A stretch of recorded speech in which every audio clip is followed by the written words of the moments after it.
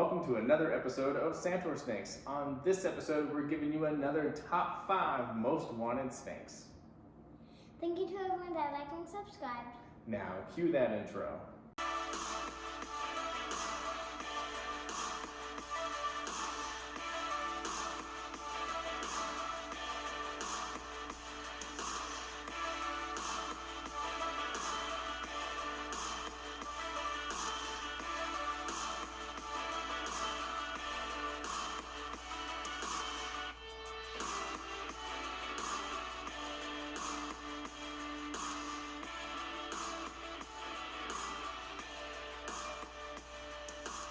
So before we get into this top 5 list, we want to do a recap of last year's list.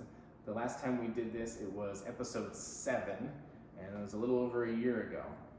Yeah. Since then, we have been able to bring in 3 of those top 5. So we were able to bring in a jungle carpet python, a hognose, and our number 1 most wanted at the time, a Brazilian rainbow boa.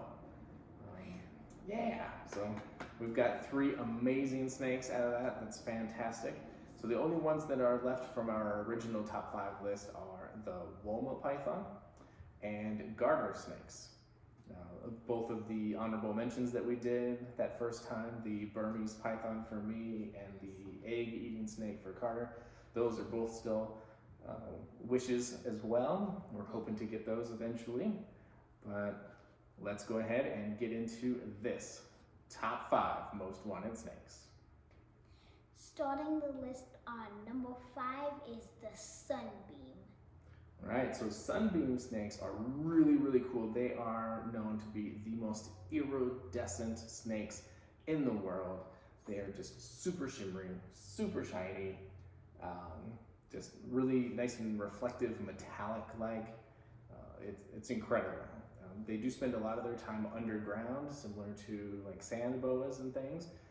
So it's not something that you're gonna see a whole lot of when you've got your tank set up, but I think that would be a fantastic addition for our programs and just a beautiful snake. Yeah, and it would be good for like if we ever have outside ones. Right, in the sunlight, absolutely, Carter. So true. Next on the list at number 4 is blood python. Blood pythons, super cool.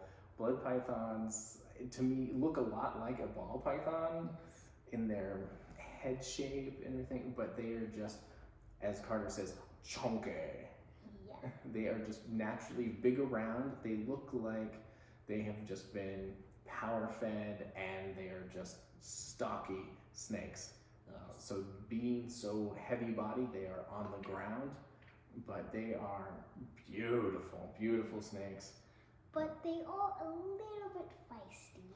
That's true. They're not as feisty now as they were in the past. Before, all of them that you got were wild caught, and of course wild caught animals are going to be more feisty.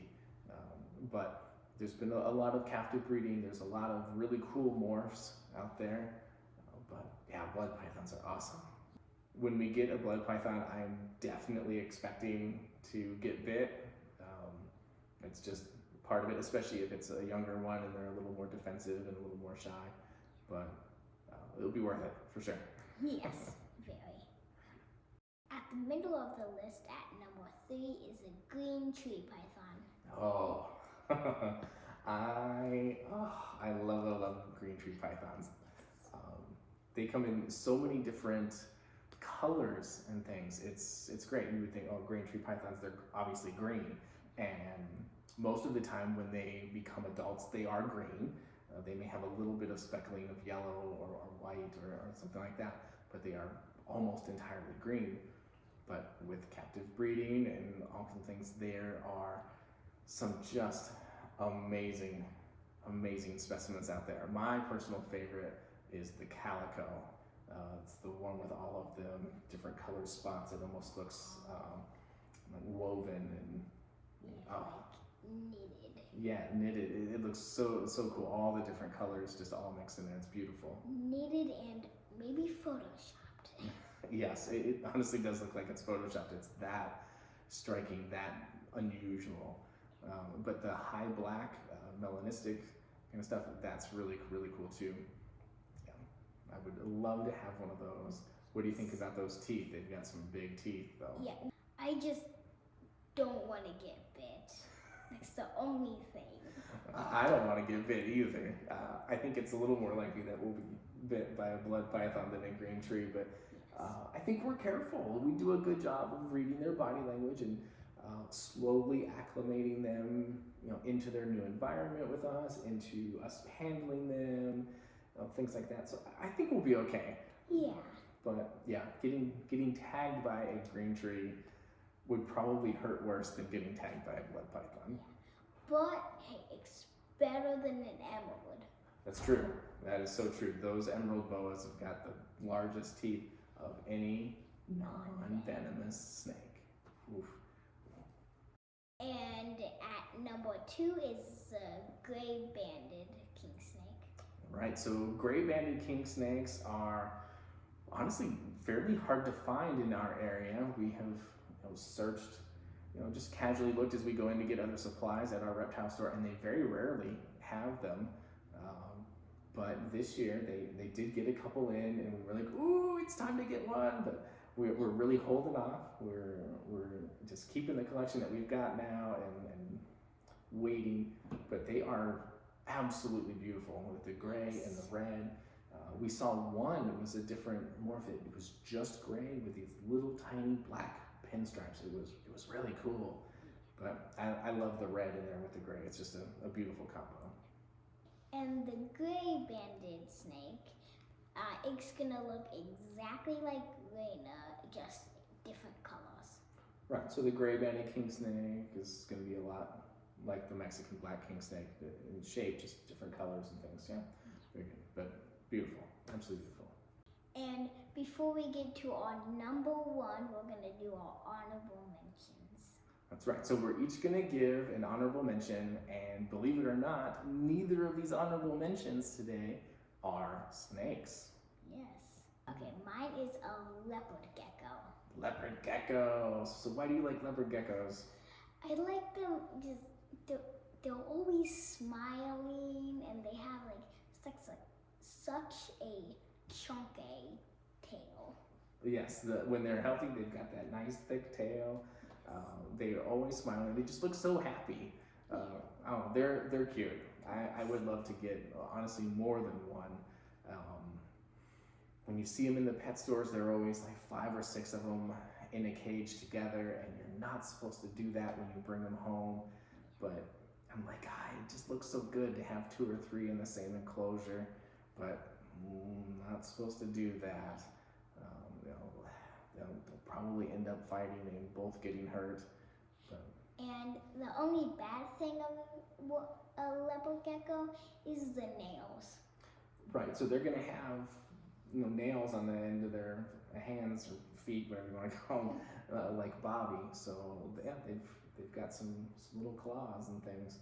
You don't have to worry about claws with a snake. Yeah. Well, technically, ball pythons. Yeah, you've got ball pythons, and the green trees have those little pelvic spurs and everything. But speaking of not having to worry about claws, my non-snake honorable mention is the Legless Lizard.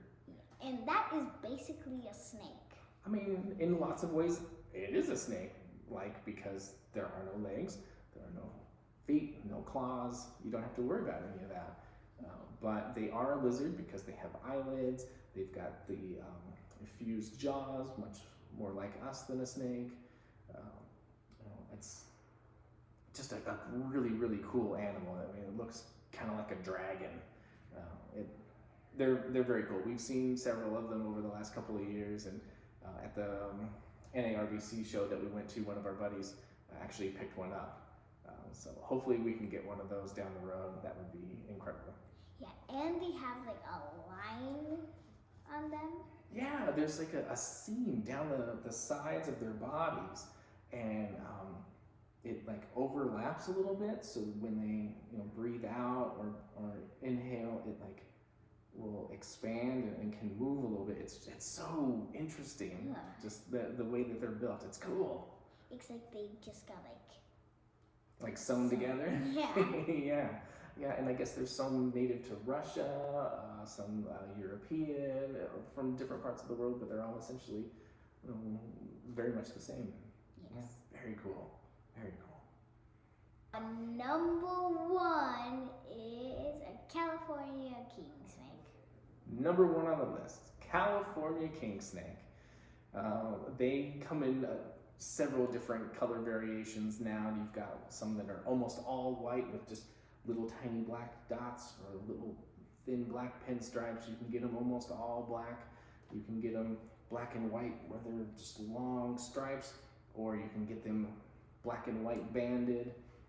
The 50-50, half white, half black banding is, I think, both of our favorites. Yeah. And I already have a name for one. What's its name? Oreo. Oreo. I wonder why. And we don't have an O, so boom. Perfect. We are trying to get the entire alphabet with names, so it works. It works out fantastic. Yes. Yeah. That is our list this time. Hopefully you guys enjoyed seeing all of the pictures of those beautiful snakes, and hopefully you will eventually get to see all 7 of those in the SantorSnake empire at some point in the future. As always, we really appreciate you. Thank you for running with us. And we'll catch you on the next one.